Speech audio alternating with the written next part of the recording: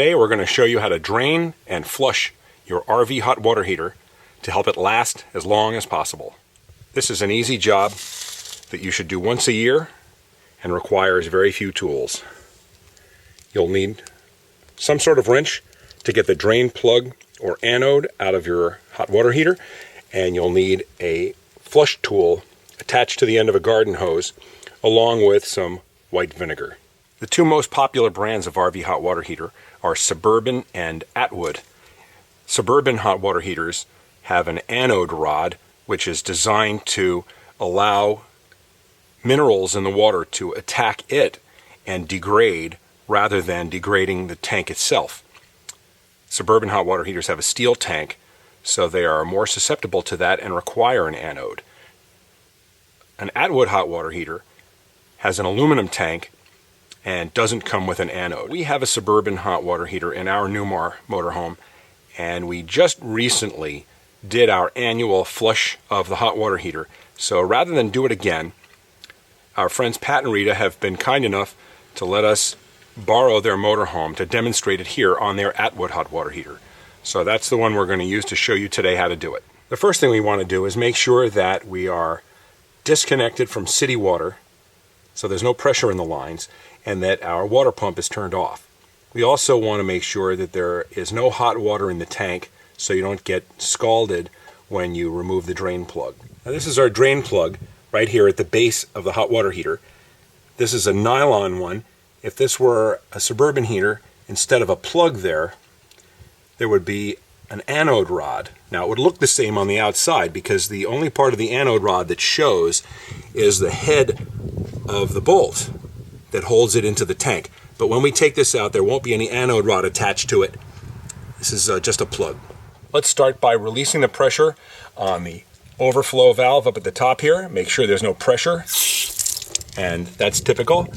You're going to get pressure coming off the tank. Now when we remove the plug at the bottom, it's not going to spray. We've already let the pressure off the tank. So let's remove that drain plug.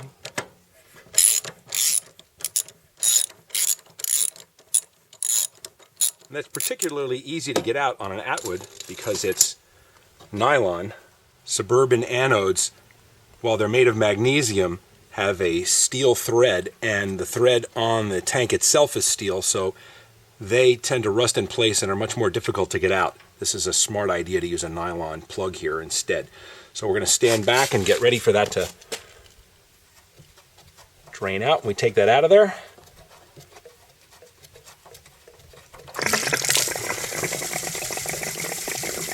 And we'll just let that fully drain. Now that all the water is drained out of the tank, we want to flush it with our flush wand, which we picked up at Camping World. You can see that the tip of the wand is angled so that we can rotate it after we put it inside the tank to spray water all around the tank. This cost about $5, and we've had this for 8 years. Very useful. Every year this gets used. We're going to stick that in the hole here, right inside, and turn on the valve and put it on full and start spraying. We're going to want to rotate that around, and you're going to see some white scale begin to come out of there. Just keep flushing that real well. What we're doing is getting rid of the loose scale and any debris at the bottom of the tank. And you can see that there's kind of a white milky color to this. We're getting the real easy loose stuff out by doing this. Once the water is running pretty clear and we've gotten the majority of the loose debris out of there, we're going to put the plug back in and we're going to tighten it back down.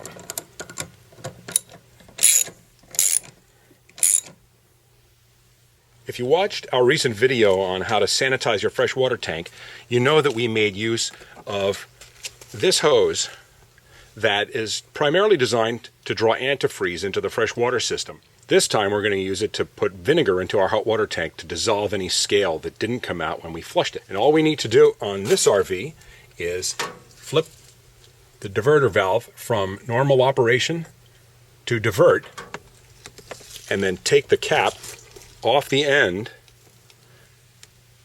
of the hose. This time, instead of pulling bleach into our fresh water tank, we're going to put vinegar into the hot water heater. We're going to take our hose and put it down inside the vinegar bottle all the way to the bottom. And you can see this neck is a little tight here. I just had to take my little clip that holds the end cap on and slide it back out of the way. Now we're going to take that and put it all the way down in and turn on the water pump. Now we want about a 50-50 mix of vinegar and water in the tank. This is a 10-gallon tank, so we're putting in approximately 5 gallons of vinegar. 4 or 5 liter bottles, close enough. After you get all your vinegar into the tube, we're going to fill one of the vinegar bottles with water. And the reason we're doing this is so that the last gallon we flush through the clear plastic tube is fresh water, just so we clean any vinegar out of it. Now it's time to put the cap back on your hose and turn your diverter back to normal operation. Okay, now it's time to turn the city water back on to the RV. As soon as water begins to come out of your overflow valve, you know the tank is full and you can close it. After you close your overflow valve, you're going to hear water continuing to flow into the system from the city water fill. That's topping off your hot water heater and filling it up. Now let's turn on our hot water heater. You can heat the water using either electric or propane. Since we're fully hooked up here and we have electricity, we're not going to use the propane to heat the water. We'll go ahead and use electricity, and we're going to let this sit now until this tank of water is completely hot. Let it sit for about an hour, and by heating that up, we're speeding up the process of dissolving that lime scale. This is our water heater. It's a 12-gallon Suburban, and as I mentioned, the difference between Atwood and Suburban hot water heaters is the anode. And down here at the very bottom, you can see the head of that anode rod. Now, this is not the one that came from the factory. This is a replacement that we put in. Big difference in this is that the base of it, this part all the way in the back, is brass.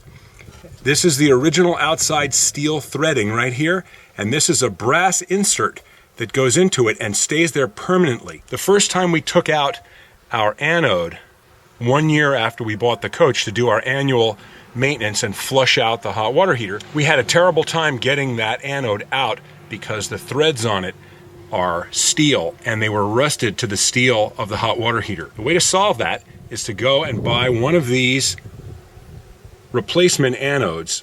It's made by the same company that makes the flush out wand, and that is Northwest Leisure Products. This is what the anode looks like outside the tank. This is the whole thing.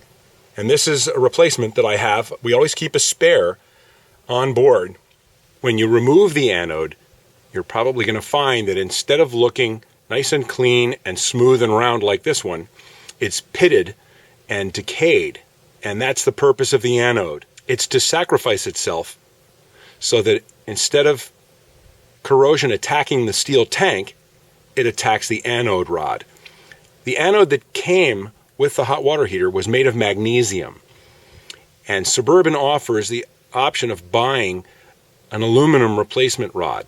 It depends on the water where you are. If your magnesium rod decays too quickly and doesn't last an entire year, you need to get an aluminum rod which lasts longer. This rod is 90% aluminum and 10% zinc. And zinc has the added benefit of reducing sulfur smell in the water.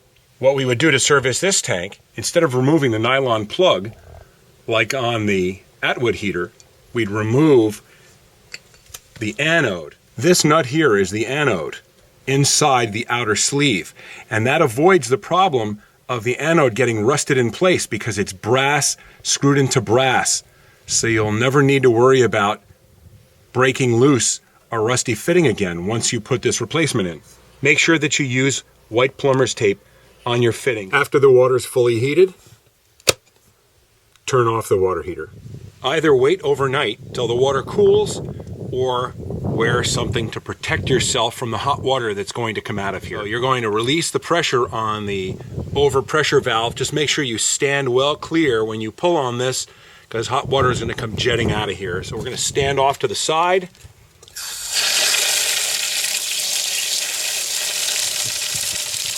And that is a 50-50 mix of vinegar and water. And I don't know if you can see the steam coming off there, but it's plenty hot, so be very careful if you're not going to wait overnight for that to cool. Once the hot vinegar and water mix has finished spraying out of the pressure relief valve, remove your drain plug again. Make sure again that you protect yourself from hot water. Wear protective gloves, stand off to the side, or wait till tomorrow. Now fully drain the tank again. Once the tank is done draining, put your tank rinse connection back in, and let's rinse the tank out again. Now, while you're rinsing the tank out, you're probably going to want to rinse the ground off real well too, because obviously it smells like vinegar out here. We'll want to rinse the tank out a few times. We really want to get all that vinegar out of there. So I'm going to rinse this out at least 2 or 3 times. Just keep rinsing until the tank runs as clear as possible. While the pressure relief valve on the tank is still open and the drain plug is still out, turn on the city water feeding into the RV. This will just give it even more of a flush. After a few minutes, turn the water to the RV back off. We can see that the last bit of water draining out of the tank is running clear. We don't see any bits of lime scale or sediment in here. That's what we're looking for. Completely cleaned out, not able to get any more debris out of the tank. Now you can reinstall your drain plug. Leave the pressure relief valve open, which is in the straight out position. Turn the water to the RV back on. We can hear the tank filling up, and we're waiting for the water to come out through the pressure relief valve. As soon as the water begins to come out the pressure relief valve, which is going to take a couple of minutes for the tank to fill up. There it is. Let it start coming out of there, and then close it. And just like before, when we went to fill the tank with vinegar and water, you can hear the tank is continuing to fill. I can hear the water has stopped running and the tank is completely full. Now come inside the RV and run the water set to warm. What you're doing is running out from both the hot and cold water line any stray vinegar that's gotten in the system. And it will. This is perfectly normal for this to happen. It's going to foam up for a little bit.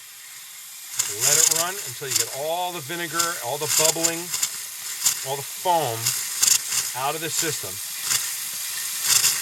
And it may take a little bit, but just let it keep running until it runs perfectly clear on all faucets. Same thing at the kitchen sink. Run it up on warm water to clear out any vinegar from both the hot and cold water lines. Now turn your hot water heater back on, and you're good to go for another year.